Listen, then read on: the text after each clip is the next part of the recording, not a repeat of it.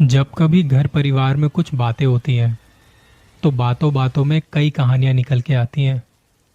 मेरे एक ताऊजी सोनीपत में रहते हैं। वो हरियाणा पुलिस में है। इस कहानी में उनके साथ उनके दो दोस्त भी हैं। ताऊजी के एक दोस्त जो बहुत स्पिरिचुअल इंसान है, भक्ति भाव वाले। जिस किसी को कभी कोई दिक्कत होती है, भूत प्रेत वाली दिक्कत, कोई बाधाएं आती हैं, तो लोग उनके पास जाते हैं। उन्हें सब स्वामी जी या बाबा जी कह के बोलते हैं। ताऊजी के एक दूसरे दोस्त जो उन्हीं की तरह पुलिस में है, उनकी ड्यूटी लगी रहती है जैसे किसी मिनिस्टर के यहाँ, या कोई जब बाहर से आ जाता था तो वहां पे ड्यूटी लगती थी। तो ऐसे ही बातचीत चलती है। ताऊजी बताते हैं कि मेरे एक दोस्त हैं जिन्हें बाबा जी और स्वामी जी के नाम से जानते हैं सब लोग। ऐसा बताते हैं कि उनके पास कई सारी यक्षिणी हैं। मुझे तो खैर इस बारे में इतना पता नहीं, पर मैंने सुना है वहां लोगों से। अब यक्षिणी को अगर आपको समझाऊं तो जैसे आप जिन के बारे में जानते होंगे मुझे लगता है, तो आप नॉर्मल भाषा में ये मान लीजिए कि यक्षिणी जिन जो होते हैं, जिन्नों के फीमेल वर्जन होते हैं। उनके पास बहुत सारी ताकत होती है। वो आपको बना भी सकती है और बिगाड़ भी सकती है। वो शक्ति आपके आसपास ही रहती है। अगर आप सिद्धि पूरी कर लेते हैं, उसके बाद आप उन्हें अपने आसपास रखते हो। जैसे जिन के बारे में कहा जाता है, उन्हें खुश रखेंगे तो आपको आबाद कर देंगी। बहुत से लोग होते हैं जिन्हें कोई भूत प्रेत आता है, तो ये यक्षिणी उनके अंदर जाके उस भूत प्रेत से बात करके किसी शरीर से उन्हें निकाल भी सकती हैं। तो ये सब बातें चल रही थी और मेरे ताऊजी एक दिन ऐसे ही ड्यूटी पर थे। तो इनके जो दूसरे दोस्त हैं, जिनका नाम धर्मवीर था, धर्मवीर ने कहा कि यार अगर ऐसा है तो अपने उस दोस्त से कहो कि कभी हमें भी किसी यक्षिणी से मिलवाएं। तो ताऊजी ने थोड़ा हंसते हुए कहा कि अरे तुम्हें यक्षिणी से क्या, अपने दोस्त से ही मिलवा देते हैं, तुम खुद बता देना स्वामी जी को। तो एक दिन प्लान बना ताऊजी का और धर्मवीर से कहा कि चलो आज तुम्हें स्वामी जी से मिलवा के आते हैं। धर्मवीर जी ये सुनते ही बड़े खुश हो गए। चलो यार स्वामी जी से मिलते हैं और करते हैं उनसे अपनी दिल की बातें। जब वहां पहुंचे तो देखा कि स्वामी जी के वहां का जो माहौल था वो बड़ा सीरियस और लोग काफी समझदार से लग रहे थे। वहां पे कोई बदतमीजी वाली कोई हरकत नहीं। कुछ लोग आए हुए थे जिन्हें भूत प्रेत से छुटकारा चाहिए था। धर्मवीर जी ये सब देख रहे थे कि मेरे ताऊजी एक पुलिस वाले और बड़ी पोस्ट पे हैं, उसके बाद भी स्वामी जी से बड़े तरीके से बात कर रहे थे। तो धर्मवीर जी की उनसे ऐसे में सवाल पूछने की हिम्मत नहीं हुई, लेकिन ताऊजी ने मजाक मजाक में स्वामी जी से बोल दिया कि ये मेरे दोस्त हैं और मेरे साथ पुलिस में हैं। ये कह रहे थे कि अगर कभी हो सके तो हमें भी किसी यक्षिणी से मिलवा दीजिए। ये सुनते ही स्वामी जी थोड़ा मुस्कुराए। तो धर्मवीर जी की जान में जान आई कि जितना सोच रहा था माहौल उतना सीरियस भी नहीं है यहाँ का। खैर थोड़ी बहुत बातें और चली। फिर ताऊजी और धर्मवीर वहां से निकले। दोनों अलग अलग अपनी गाड़ियों से आए थे। ताऊजी ने कहा मैं चलता हूं, फिर मिलते हैं अगले दिन ड्यूटी पर। ताऊजी पहले निकल गए और धर्मवीर अब निकला अपने घर के लिए। रात का वक्त है। वो अपनी मारुति 800 में थे। तो जब वो गाड़ी चला रहे थे, उन्हें लग रहा था कि कोई ना कोई है जो उन्हें हर वक्त देख रहा है। जैसे गाड़ी के पीछे कोई बैठा है, गाड़ी की छत पर कोई है, साथ में कोई पेड़ दिखता तो लगता जैसे उसके पीछे से कोई देख रहा है। ऐसा उन्हें लगातार लगता रहा कि कोई ना कोई है जो उन पे नजरें जमाए हुए है। वो घर पहुंचते हैं और गाड़ी खड़ी करते हैं। यहां भी उन्हें ऐसा बार बार लगातार लग रहा था।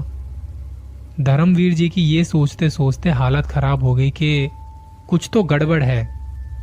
एक बार को तो लगा कि यार स्वामी जी ने कोई भूत वूत तो नहीं छोड़ दिया मेरे पीछे। थोड़ी देर दिमाग में यही सब चलने के बाद धर्मवीर ने सोचा कि चलो काम पे ध्यान लगाते हैं। ऐसे ही 2 दिन बीत गए और धर्मवीर की ड्यूटी किसी मिनिस्टर के यहाँ लगी हुई थी। कोई फार्म हाउस था। तो ऐसे किसी मिनिस्टर के यहाँ पे जाओ तो सिक्योरिटी बड़ी मजबूत होती है। ऐसे ही कोई भी आ जा नहीं सकता वहां पे। बैरिगेटिंग लगी होती है, उसके बाद सिक्योरिटी चेकिंग होती है, जहां कुछ स्कैनिंग मशीनें लगी होती हैं। उसके बाद धर्मवीर जी वहां बैठे हुए थे। अब रात का वक्त था। धर्मवीर जी यहाँ बैठे हुए हैं, अकेले हैं, खुले मैदान में कुर्सी पर बैठे हुए हैं। उनके पास वॉकी टॉकी है। पहले यही सब होता था, मोबाइल वगैरह तो नहीं होते थे। अपने पास एक अखबार रखा हुआ था, गर्म पानी की बोतल थी, ठंड का टाइम था, तो वो ऐसे ही बैठे बैठे अपना टाइम पास कर रहे थे। कभी अखबार पढ़ते तो कभी यहां वहां नजरें दौड़ाते। धर्मवीर जी थोड़ी देर में क्या देखते हैं कि सामने से हल्की हल्की रोशनी और सर्दियों की धुंध में से एक परछाई उनकी तरफ चल के आ रही है।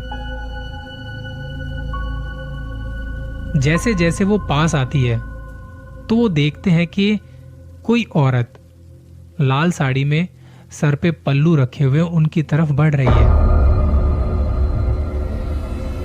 उस औरत का चेहरा नहीं दिखाई दे रहा था। जैसे जैसे वो पास आ रही थी उसकी पायल की आवाज आती है। अब ऐसी टाइट सिक्योरिटी में रात के वक्त किसी अकेली औरत का ऐसे चलते हुए आना बड़ा अजीब है। धर्मवीर जी को लगा कि यार हो सकता है कोई वीआईपी हो जिसे शायद मैं नहीं जानता। धीरे धीरे वो औरत धर्मवीर जी के सामने आती है और आके वहीं खड़ी हो जाती है, एकदम सामने। धर्मवीर जी को यह बड़ा अजीब लगता है। रात के वक्त एक औरत ऐसे, तो वो थोड़ा हिचकिचाते हुए बोलते हैं, जी जी मैडम कहिए। धर्मवीर जी के सामने वो औरत अब अपने सर से पल्लू हटाती है और तब उसका चेहरा दिखता है। देखते हैं कि एक बहुत सुंदर सी औरत, दिखने में किसी अप्सरा से कम नहीं लग रही थी। वो औरत धर्मवीर जी की तरफ देखते हुए मुस्कुराती है और कहती है, पहचाना? अब धर्मवीर जी अपना दिमाग लगा रहे हैं, अपनी याददाश्त पर जोर डाल रहे हैं कि यार कहाँ देखा है मैंने इसको, हम तो कभी मिले भी नहीं, फिर ये ऐसे क्यों बोल रही है कि पहचाना? धर्मवीर जी कहते हैं, जी नहीं, मैंने तो नहीं पहचाना आपको, कौन है आप? वो औरत इस बात पे हल्के हल्के मुस्कुराती है। कमाल है धर्मवीर जी, आपसे मिलने ही तो मैं यहाँ आई हूँ। धर्मवीर जी को याद नहीं आ रहा, एक तो पुलिस वाले हैं तो पता नहीं कौन कौन मिलने आता है। वो पूछते हैं, कोई काम है आपको? तो वो औरत कहती है, आप ही मुझसे मिलना चाहते थे ना, स्वामी जी ने भेजा है मुझे। कहिए क्या काम है, किस तरह आपकी मदद कर सकती हूं? और ये कहते ही उस औरत ने एक कुर्सी पता नहीं कहां से खींची और धर्मवीर जी के सामने बैठ गई। उनसे कह रही है कि बताइए क्या चाहते हैं आप? धर्मवीर जी की अब बोलती बंद है। उनके वॉकी टॉकी पर कुछ आवाज आ रही है। वो यहां वहां देख रहे हैं, बार बार उस औरत की तरफ देख रहे हैं जो उनकी तरफ देख के मुस्कुरा रही है। बस पहले तो वो मुस्कुराहट बड़ी खूबसूरत लग रही थी, पर अब बड़ी भयानक।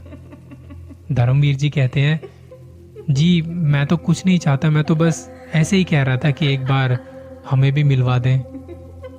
और ये सुनते ही उस औरत की हंसी गायब। वो कहती है, तो बस ऐसे ही बुला रहे थे मुझे, जानते हो ना क्या होता है जब कोई मुझे ऐसे ही बुलाता है। इसके बाद धर्मवीर जी की हालत खराब। वो उससे माफी मांगने लगे, आप स्वामी जी को कहिएगा कि मुझसे गलती हो गई। और धर्मवीर जी वहां बैठे बैठे रो रहे थे। वो औरत जोर जोर से हंसना शुरू कर देती है और फिर एकदम चुप। धर्मवीर जी के देखते देखते वो औरत वहां कुर्सी से उठी और जहां से वो आई थी वहीं धुंध में जाके कहीं गायब हो गई। धर्मवीर जी को संभलने में थोड़ा समय लगा। वो उठते हैं, अपने वॉकी टॉकी पर बाहर सिक्योरिटी वालों से बोलते हैं, एक बात बताओ, तुम लोगों ने किसी को अंदर आने दिया था क्या? वहां से जवाब आता है कि नहीं सर, हमने तो किसी को नहीं आने दिया, हम तो यहीं खड़े हैं, यहां कोई नजर नहीं आया। धर्मवीर जी कहते हैं कि एक औरत आई थी अभी अंदर, मुझसे बात करके गई है। वो लोग कहते हैं कि हमारे सामने यहां कोई अंदर नहीं गया। धर्मवीर जी को समझ नहीं आ रहा कि जो हुआ था वो सच था या कोई मेरे साथ मजाक कर रहा है। खैर, किसी ना किसी तरह रात बीती। सुबह ड्यूटी करके वो अपने घर जा रहे थे और उनके पास मेरे ताऊ जी का फोन आता है। ताऊ जी बोलते हैं, धर्मवीर भाई, सुबह सुबह मेरे पास स्वामी जी का फोन आया था। वो कह रहे थे कि आप मिल लिए, हो गया आपका काम। धर्मवीर जी अगले दिन स्वामी जी के पास गए, अपने किए के लिए माफी मांगी। मुझसे गलती हो गई, मैं मजाक में भी अब ऐसी बातें नहीं करूंगा किसी से। ये कह के जैसे ही धर्मवीर जी बाहर आए तो उन्हें एक परछाई नजर आई और हंसी की आवाज के साथ एक हवा का झोंका उनसे टकराया और वो खुद को संभालते हुए वहां से निकल गए। ये थी कहानी यक्षिणी की। कहानी कैसी लगी जरूर बताना। जल्दी मिलूंगा किसी और कहानी के साथ। और हाँ, अपना ख्याल रखिए।